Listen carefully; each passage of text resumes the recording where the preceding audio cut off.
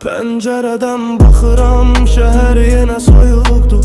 Sənsiz keçən günlərin dadı duzu yoxdur. Hər kəs öz yolunda, hər kəs bir tərəfə. Mən isə ilişib qalmışam bu kədərə. İnanılmışsındı sanki şüşə parçası. Ürəyimdə qalıb bu eşqin yarası. Gözlərim axtarır köhnə xatirələri, amma zaman silib bütün hissləri. Heç kimə vermə dəyər, sevgi belə oldu zəhər. Gözlədiyim o günlər açılmır artıq səhər. Ruhum yorulub artıq, yalanlardan bezmişəm. Mən bu eşqin içində öz-özümü əzmişəm. Heç kimə vermə dəyər, sevgi belə oldu zəhər. Gözlədiyim o günlər açılmır artıq səhər. Ruhum yorulub artıq, yalanlardan bezmişəm.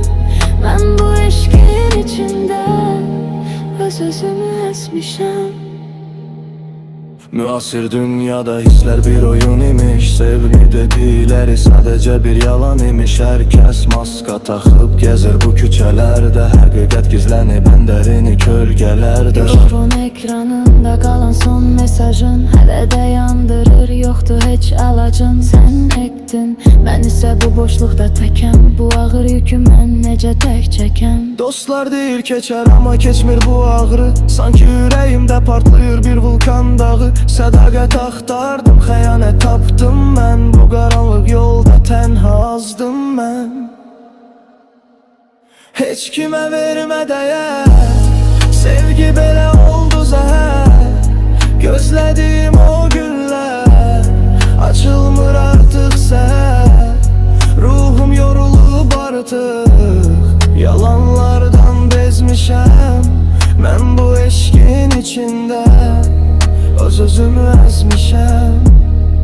Heç kimə vermə dəyər, sevgi belə oldu zəhər. Gözlədiyim o günlər açılmır artıq səhər. Ruhum yorulub artıq, yalanlardan bezmişəm. Mən bu eşqin içində öz-özümü əzmişəm. Artıq bəsdir bağladım bu köhnə dəftəri. Geri dönmə yoxdur, unuttum o günləri. Özünə dəyər ver, özünü sevər zaman. Çünki sevgidən qalan sadəcə bir duman. Heç kimə vermə dəyər, sevgi belə